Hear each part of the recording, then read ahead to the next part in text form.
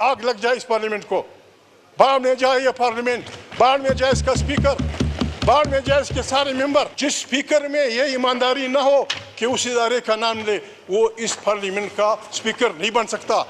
He should leave it। Speaker ये हमारा हक है। जगदीश साहब, आप इतने सीनियर पार्लियामेंटेरियन हैं, आपके अल्फाज का चुनाव ये हम एक्सपंज करते हैं, बाढ़ में जाए पार्लियामेंट। स्पीकर और जो स्पीकर के बारे में कहा है उसको भी हम एक्सपंज करते हैं। आप लोगों की बीवियों को भी इज्जत करेंगे, आप लोगों की बेटियों को भी इज्जत करेंगे, आप लोगों के बच्चों को भी इज्जत करेंगे और फिर कहेंगे लोग कहें पाकिस्तान जिंदाबाद, लोग कहें ये हवलदार स्पीकर जिंदाबाद। जो पार्लियामेंटेरियन माओ बेटों की तानू में बेइज्जती पे खामोश रहता है उसे रिजाइन करके घर चला जाना है। जो भी जाता है जाओ छुट्टी करो। देखिए कमाल करते हो यार, थानों में छोटे छोटे बच्चों के कपड़े उतारे जाते। खुदा को माने एजेंसियों को यहाँ लोगों के टेलीफोन टेप करने की इजाजत देते हैं और लोगों को बोलने नहीं देते। ये जो आप ये आदमी कि न पुलिस के पास है न किसी के पास है, डाकू ले गए, हमें उन डाकुओं का नाम बता दो। कच्चे के डाकू हैं, बलोच डाकू हैं, पश्तून डाकू हैं, कौन ले गए हैं? तकिए ना बेवकूफ तो मुश्किल। जनाब डिप्टी स्पीकर साहब, ना हम पागल हैं, नाम ये है कि हम लोगों की बेइज्जतियाँ करना चाहते हैं। ये पार्लियामेंट पाकिस्तान के 25 करोड़ इंसानों का पार्लियामेंट है। आपको पता है, you belong to people party. आपकी पार्टी को, आपके वर्करों को, आपकी लीडरशिप को इस पार्लियामेंट की बहाली के लिए, आइन की हुक्मरानी के लिए, इंसानों की हक़ दरादियत के लिए जो कुर्बानियाँ देनी पड़ी, आपको पता है। इस पार्लियामेंट को अगर इस तरह चलाया जाएगा, इसको हम कभी चलने नहीं देंगे। जब स्पीकर अभी एक रेजोल्यूशन पेश हुआ कश्मीर के बारे में, मैंने अपोज किया। मैं कश्मीरियों के हक़ की खुदरत के मुखालिफ नहीं हूँ। हम वो लोग हैं कि दुनिया में जहाँ कहीं आज़ादी की तारीख हो हम उसको सपोर्ट करने वाले लोग हैं सब। कश्मीर के मामले में पाकिस्तान भी गड़बड़ कर रहा है, हिंदुस्तान भी गड़बड़ कर रहा है। ये पार्लियामेंट, इसमें मैं अमेंडमेंट लाना चाहता हूँ। जो आदमी हिंदुस्तान की तरफ से खड़े होकर बात करता है कि कश्मीर इंडिया का अटूट अंग है, वो कश्मीरी नहीं होता। यहाँ से जो आदमी खड़ा होता है कि कश्मीर पाकिस्तान की शाहराग है, ये भी कश्मीरी नहीं होता। कश्मीरी की रूह से पूछा जाए, दोनों तरफ के, यहाँ के वहाँ के, उनसे पूछा जाए, अगर वो अपनी मर्जी से इकट्ठे हिंदुस्तान में जाना चाहते हैं, गुड बाय। अगर वो अपनी मर्जी से पाकिस्तान में आना चाहते हैं, वेलकम। और अगर वो कहते हैं कि हमारी जान छोड़ो, आप भी हमारी जान छोड़ो, हिंदुस्तान भी हमारी जान छोड़े, हम आज़ाद कश्मीर एक मुस्लिम स्टेट बनाना चाहते हैं, it should be part of this resolution. दूसरी बात जनाब स्पीकर, ये आदमी, जनाब स्पीकर, शर्म की बात है, शर्म की बात है। पीपल्स पार्टी ने जो मंशूर आइन बनाया था उसमें यह था कि 15 days before the parliament sitting, 15 days after the parliament sitting, no member can be arrested।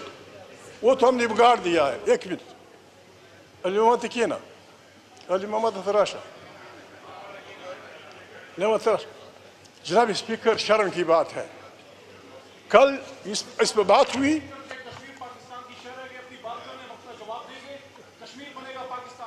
ठीक है बताओ, अगर वो आपके साथ जाना चाहते, वेल एंड गुड। मैं कहता हूँ कि उनसे रूह से पूछो, अगर वो आज़ाद स्टेट बनाना चाहे, जी ये उनकी अपनी मर्जी। जनाब स्पीकर, कल आपकी जगह स्पीकर बैठा हुआ था, मैंने आज गुस्से में कहा कि हवलदार स्पीकर, हवलदार इसलिए जनाब स्पीकर, खुदा को माने 25 लाख करोड़ इंसानों का वो है। आप एजेंसियों को यहाँ लोगों के टेलीफोन टेप करने की इजाज़त देते हैं और लोगों को बोलने नहीं देते, लोगों को आप बहस करने नहीं देते। ये जो आप ये आदमी स्पीकर साहब कह रहा था कि जी मुझे लोगों ने बताया है कि न पुलिस के पास है न किसी के पास है, डाकू ले गए, हमें उन डाकुओं का नाम बता दो। कच्चे के डाकू हैं, बलोच डाकू हैं, पश्तून डाकू हैं, कौन ले गए हैं? जो ले गए हैं, जिस स्पीकर में ये ईमानदारी ना हो कि उस इदारे का नाम ले, वो इस पार्लियामेंट का स्पीकर नहीं बन सकता। He should leave it। हम कहाँ जाएं? हम कहाँ जाए, गरीब आदमी कहाँ जाए? मोहिदरी साहब, ये लड़का वो लड़का। जनाब स्पीकर, मुझे शर्म आती है, मैं खुदा से डरने वाला आदमी हूँ, मैं इंसानों से नहीं डरता। ला खौफुन अलैहिम वला हुम यहज़नून।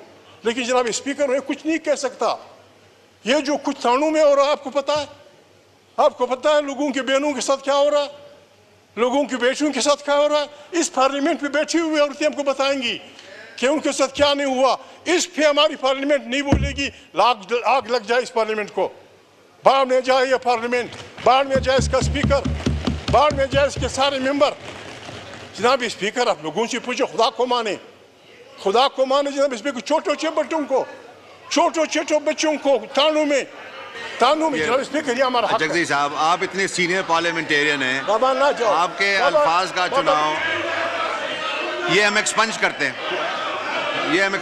बाढ़ में जाए पार्लियामेंट। जनाब स्पीकर, और जो स्पीकर के बारे में कहा है उसको भी हम एक्सपंज करते हैं। जी बाबा, जी पटेल बाबा, पटेल भाई जिंदाबाद। जनाब स्पीकर, मैं अर्ज कर रहा हूँ, जनाब स्पीकर, मैं अर्ज कर रहा हूँ, ये सब मेरे माँ बाप छोड़ तकिए ना बाबा, मान नफी आराम से बाबा, सही। अगर जो पार्लियामेंटेरियन, मैं फिर कहता हूँ, मैं आपकी खातिर, जो पार्लियामेंटेरियन माओ बेटों की थानों में बेइज्जती पे खामोश रहता है, उसे रिजाइन करके घर चला जाना है। जो भी जाता है, जाओ छुट्टी करो। देखिए, कमाल करते हो यार। जनाब स्पीकर, जनाब स्पीकर,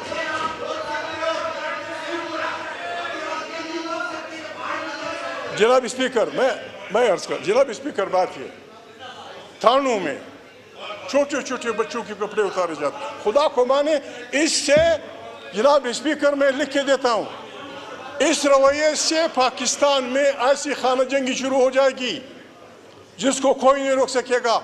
मैं उस आदमी का नाम बोल रहा हूँ जनाब स्पीकर, मैं लाऊंगा कल।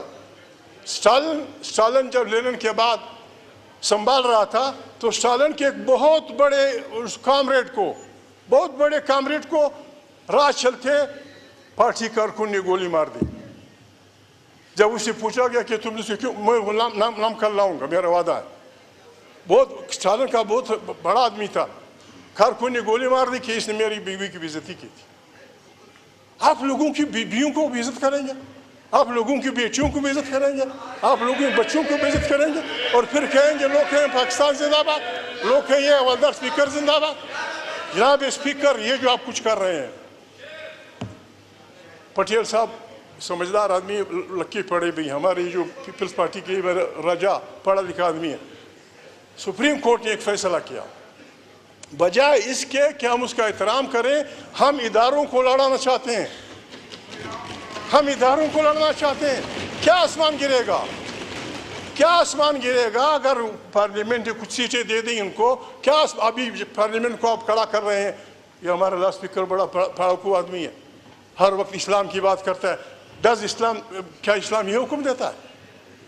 इस्लाम तो ये हुक्म देता है कि अगर काफिर है, हिंदू है, सिख है, मुसलमान है, अगर उसने किसी मुसलमान से ज्यादती की है, इस काफिर के हक में फैसला करो। ये कुरान का हुक्म है।